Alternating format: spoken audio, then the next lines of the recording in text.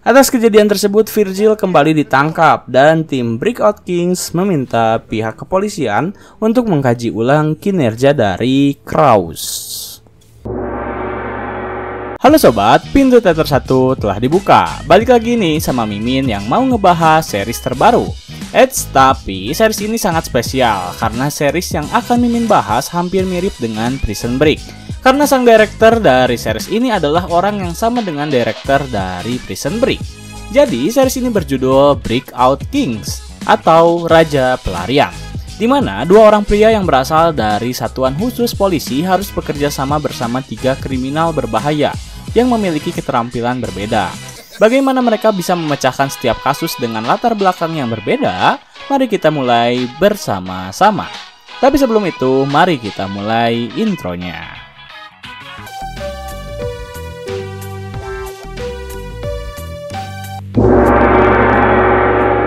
Sunnybrook Psychiatric Detention Center, sebuah rumah sakit kejiwaan yang diperuntukkan untuk orang-orang yang memiliki gangguan kejiwaan. Kala itu, sang pembina rumah sakit berencana untuk mengajak penghuni rumah sakit menyaksikan sebuah pertunjukan kuda. Para penghuni terlihat sangat senang, namun terdapat satu penghuni yang selalu membawa peliharaan imajinasinya. Di sana ia terlihat terus melamun dan hanya mengikuti perintah dari pembinanya. Setibanya mereka di sana, penghuni yang lain menikmati pertunjukan yang ada. Tetapi beda dengan Bennett, ia justru ditemukan menghilang. Dan ternyata ia mencoba untuk kabur. Salah satu penjaga berusaha untuk menangkapnya, tetapi Bennett pergi menuju tempat penyimpanan senjata dan menghabisi penjaga tersebut hingga tewas.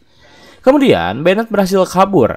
Kaburnya Bennett menarik perhatian tim Breakout Kings. Karena meskipun ia bukanlah seorang narapidana penjara, Bennett tetap berbahaya karena ia bisa saja kembali membunuh orang. Akhirnya tim pun dibagi tugasnya. Lloyd diminta pergi bersama Ray menuju rumah sakit kejiwaan untuk mencari beberapa petunjuk sekaligus bertanya pada rekan-rekan dari Bennett.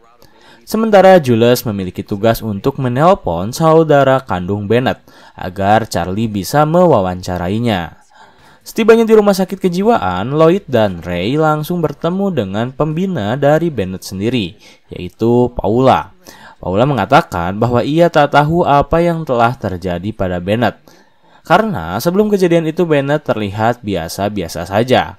Akhirnya Lloyd dipersilakan Paula untuk mewawancarai salah satu teman Bennett yang juga mengidap gangguan jiwa. Dengan iming-iming sebuah permen, Lloyd bisa memancing teman Bennett untuk menunjukkan sesuatu. Teman dari Bennett menunjuk sebuah televisi dan mengatakan meow time.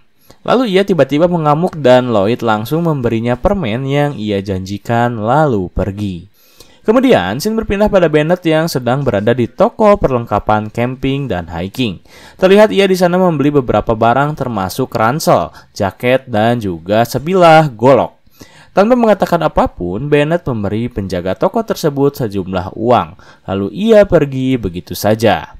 Kembali ke markas, setelah Ray dan Lloyd menjalankan tugasnya, kini bagian Charlie yang mewawancarai saudara kandung dari Bennett sendiri. Saudara kandung Bennett menjawab bahwa ia tak tahu menahu tentang saudaranya yang entah kabur kemana setelah ia melarikan diri dari rumah sakit jiwanya. Yang ia tahu, Bennett selalu terobsesi dengan hiking, serta sangat menyukai cara bertahan hidup semenjak ia sering menonton film Rambo saat umurnya masih 13 tahun. Hal itu menjadi catatan bagi tim Breakout Kings untuk mencari keberadaan Bennett yang tak jauh dari tempat tinggalnya. Karena bukti terlalu luas bagi mereka, terlebih tak ada satupun anggota tim yang senang melakukan hiking. Ray dengan terpaksa menyarankan Charlie untuk kembali mengambil Gunnarsson di penjara. Karena statistik mengatakan Gunnarsson sangat handal berada di lingkungan seperti bukit dan gunung. Tak ingin mengambil resiko tinggi, akhirnya tanpa sepengetahuan Charlie, Ray langsung membawa Gunnarsson kembali ke markas tim Breakout Kings.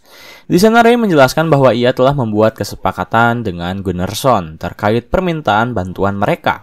Pada awalnya, Charlie tak ingin percaya pada Gunnarsson. Terlebih hari itu, ia kehilangan jam tangan peninggalan ayahnya dan menuduh ketiga tahanan yang kini menjadi tim dari Breakout Kings.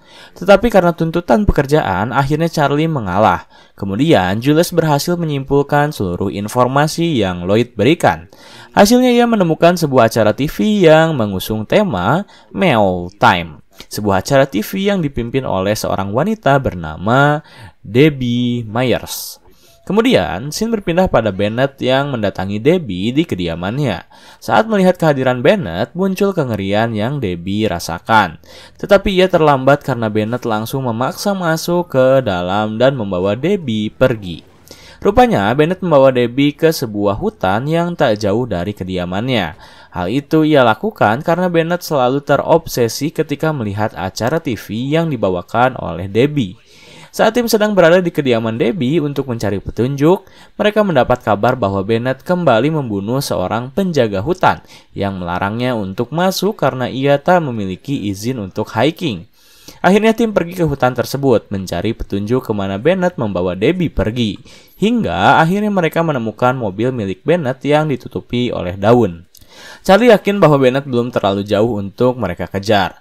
Tim pun langsung bergerak dengan cepat dan menyebar untuk menangkap Bennett. Saat tim sedang melakukan hiking untuk mencari keberadaan Bennett, Jules dan Lloyd bertugas untuk memecahkan kode dari setiap buku harian Bennett yang diambil dari pengacaranya.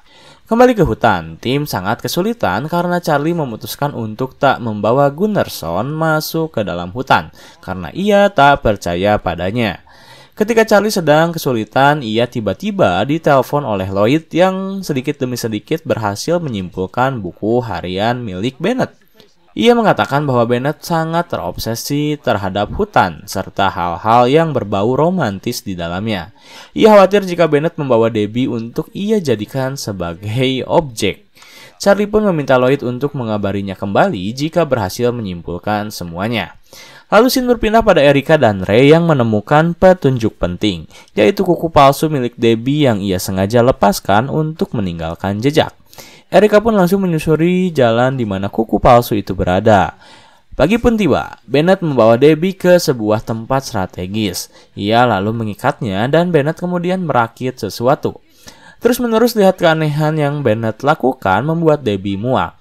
Tetapi Bennett justru menghampirinya, menyayat telapak tangan Debbie dan telapak tangan dirinya. Lalu ia menyatakan bahwa kini darah mereka telah menyatu dan Debbie telah menjadi miliknya. Hal itu semakin membuat Debbie ketakutan. Setelah cukup lama meneliti buku harian milik Bennett, akhirnya Lloyd berhasil menyimpulkan semuanya. Ia mengatakan bahwa Bennett akan mengadakan seremoni pernikahan dirinya bersama Debbie pada pukul 8 pagi. Dan kini waktu yang tersisa hanya 30 menit. Charlie pun mulai putus asa, tetapi tidak dengan Erica dan Ray. Setelah Erica yang cukup jauh mengikuti jalan berdasarkan kuku palsu milik Debbie, Ray justru tiba-tiba terkena sebuah jebakan hewan. Ia berteriak sangat kencang yang membuat teriakan tersebut berhasil menarik perhatian Bennett maupun Debbie yang langsung mengarahkan sebuah pantulan kaca.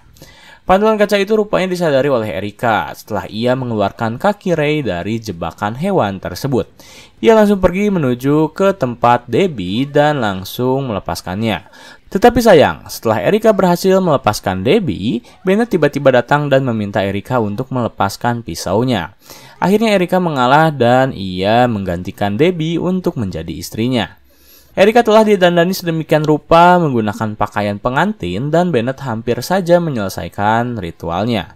Namun saat Bennett hampir menikahi Erica, Charlie tiba-tiba datang dan langsung meminta Bennett untuk menyerah.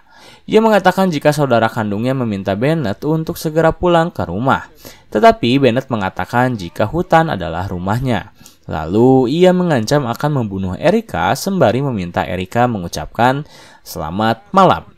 Saat Bennett meminta hal tersebut, Erica berteriak karena golok yang Bennett pegang semakin mendekati lehernya.